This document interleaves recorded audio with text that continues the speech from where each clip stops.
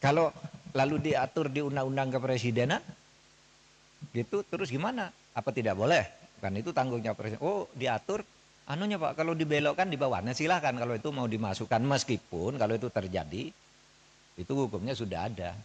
Dan sudah ada banyak yang masuk penjara gitu. Gitu. Makanya cari, saya bukan tiba-tiba setuju dah undang-undang kepresidenan, tapi dicari bahwa itu sudah lengkap diatur di berbagai undang-undang, hanya tidak satu, tapi pelaksanaan di lapangan banyak abuse of power, penyalahgunaan kekuasaan itu. Nah, saudara sekalian, sampai saat-saat akhir di masa jabatan misalnya, dalam masa istilah Mas Zainal Arifin Mukhtar itu masa lemdak. Masa lemdak itu masa bebek lumpuh, di mana presiden itu sudah tidak lagi menjadi presiden karena sudah terpilih yang baru, cuma menunggu pelantikan, tuh lemdak namanya. Lemdak itu namanya kalau secara hukum disebut masa demisioner. Nah, belakangan ini di masa demisioner, gitu, di masa demisioner banyak sekali kebijakan-kebijakan strategis yang kemudian mengikat presiden baru. Orang protes, terus presiden baru apa dong? Nah ini kalau mau diatur oleh undang-undang kepresidenan boleh juga. Dicoba nanti. Kalau di masa lemdak, begitu presiden baru diumumkan terpilih, tinggal nunggu 3 bulan pelantikan. Apa yang boleh dilakukan oleh presiden lama? Apa yang tidak boleh dilakukan? Diatur juga boleh. Masa-masa itu. Ya. Misalnya tidak boleh membuat keputusan strategis. Kan bisa saja loh. Gini loh. Yang kemarin saya bayangkan. Kenapa saya itu sesudah pengumuman MK pemilu bahwa Prabowo Gibran menang sebagai orang hukum, saya katakan ya sudah, dia menang, saya mengakui dan saya mengucapkan selamat. Silakan laksanakan tugas ini dengan baik. Legowo. Tetapi sampai dengan pelantikan 20 Oktober, saya terus berteriak. Banyak abuse of power yang dilakukan oleh presiden. Dan yang saya takut itu, ini 20 Oktober kan, ini belum dilantik nih, presidennya udah nunggu di sini. Bisa saja sehari sebelum pelantikan dia mengeluarkan dekret bahwa pemilu yang kemarin saya anggap tidak sah karena saya lalai melaksanakannya. Oleh sebab itu tidak jadi pelantikan presiden, saya perpanjang lagi. Bisa. Saudara akan mengatakan, Pak, dekret kan tidak dikenal di dalam tata hukum. Memang tidak dikenal di mana-mana. Tetapi dalilnya, setiap kekuasaan yang diperoleh dan efektif ditaati, tidak bisa dilawan, itu mengikat. Tahu bukunya Hans Kelsen,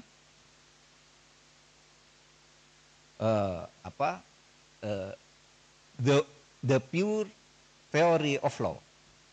Itu kata ini, revolusi dan pemberontakan yang menang, perlawanan terhadap konstitusi yang menang itu menjadi hukum baru kalau bisa efektif dipaksakan kepada rakyatnya. Kamu mau saudara memberontak, kalau menang saudara presiden, tapi kalau kalah digantung saudara. Ini teorinya, bukunya jelas dan prakteknya jelas. Saya katakan, Pak, apakah kita nih pelanggaran kepemerintahan kita nih dibentuk tidak melanggar konstitusi? Iya, melanggar konstitusi. Mari saya tunjuk. Ketika Indonesia merdeka tahun 45, kemerdekaan itu melanggar konstitusi yang berlaku ketika itu. Apa itu? Konstitusi Kerajaan Belanda pasal 2 menyatakan Kerajaan Belanda meliputi Nederland, Hindia Belanda, dan Suriname. Hindia Belanda itu Indonesia. Konstitusi itu berlaku. Tapi konstitusi seperti itu dilawan oleh Bung Karno. Kita langgar aja konstitusi ini, ayo kita merdeka. Bung Karno dapat patukan rakyat, rakyat mentaati secara efektif, pelanggaran konstitusi yang dilakukan Bung Karno itu sah menjadi konstitusi baru atau dasar konstitusi baru. Kan melalui pemberontakan. Karena sah, efektif. Bung Karno mengeluarkan dekret 5 Juli tahun 59. Itu jelas melanggar konstitusi. 5 Juli tahun 59 Bung Karno 1 membubarkan konstituante. Tidak boleh menurut konstitusi. Kok konstituante dibubarkan? Yang kedua, memberlakukan undang-undang dasar yang lama, ya, memberlakukan kembali undang-undang dasar 45. Konstituante dibubar. Tidak boleh dilakukan oleh presiden. Karena yang menempatkan memberlakukan undang-undang dasar itu konstituante. Bukan presiden, malah dibubarkan konstituantenya. Pada waktu itu kan pemberontakan. Tapi Bung Karno menang pemberontakan juga kali ini. Kenapa rakyat setuju kalau Bung Karno tidak melakukan itu, Indonesia ini kacau balau. Maka keluar fatwa Mahkamah Agung ketika itu bahwa yang dilakukan oleh Bung Karno itu adalah untuk menyelamatkan negara. Dalilnya salus populi suprema lex esto. Keselamatan rakyat itu menjadi hukum yang tertinggi. Boleh konstitusi dilanggar kalau untuk menyelamatkan rakyat. Itu dalilnya. Itu yang kemudian dipakai oleh Wiryono Projodikoro. Bung Karno mengeluarkan dekret sah karena dia ingin menyelamatkan rakyat. Selesai. Presiden Soeharto memerintah Orde Baru. Apa itu? Melanggar konstitusi juga. Masa kekuasaan katanya dialihkan melalui Super Semar? Nggak bisa kok kekuasaan dialihkan melalui Super Semar. Nggak bisa. Pelanggaran konstitusi. Lalu direkayasa agar itu disahkan. Jadi 66 sampai 67 dia melakukan kekuasaan secara melanggar konstitusi. Tapi itu dianggap sah. Karena apa? Rakyat setuju pada waktu PKI bubarkan. Kalau tidak ada Pak Harto, PKI tidak bubar. Kita dukung. Sah meskipun melanggar konstitusi. Dalilnya apa? Salus populi suprema lex esto. Keselamatan rakyat itu adalah konstitusi yang tertinggi. Lebih tinggi lagi dari konstitusi. Nah itulah filosofi tertinggi dari kedaulatan rakyat itu. Nah tapi ini bisa disalahgunakan. Makanya jarang kita kuliahkan. Karena ini kalau gitu Pak boleh ya Pak melanggar konstitusi. Itu enggak. Enggak boleh. Gitu. Cuma kalau itu terjadi karena keterpaksaan. Dan tidak ada yang bisa menghalangi. Jadi.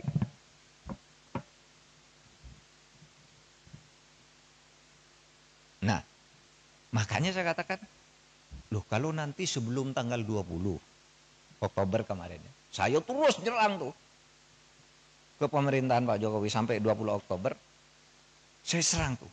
Apalagi sesudah mau melanggar putusan MK itu saya lawan. Saya khawatir sebelum dilantik Pak Prabowo itu sudah diambil kekuasaannya, bisa saja toh. Kita curiga begitu. Tapi begitu Pak Prabowo dilantik, ya saya berhenti. Sampai sekarang saya tidak pernah nyerang Pak Jokowi lagi. Udah selesai. Pak, Bapak kok tidak ikut? Untuk apa ikut? Tidak ada ruginya saya, tidak ada untungnya saya. Itu sudah ada yang ngurus. Gitu. Yang penting Pak Prabowo dilantik agar negara ini stabil. Karena ada alasan. Menyelamatkan rakyat itu bisa melanggar konstitusi. Nah itu bisa diatur nanti. Di rancangan undang-undang kepresidenan. Di masa lemdak itu apa yang boleh dilakukan oleh seorang presiden? Atau sesudah selesai, lalu tiba-tiba terbukti ada kesalahan administratif, ada apa? Diatur juga di sini. Agar tidak dicampur aduk antara masalah ketatanegaraan, masalah pidana, dan masalah administrasi negara.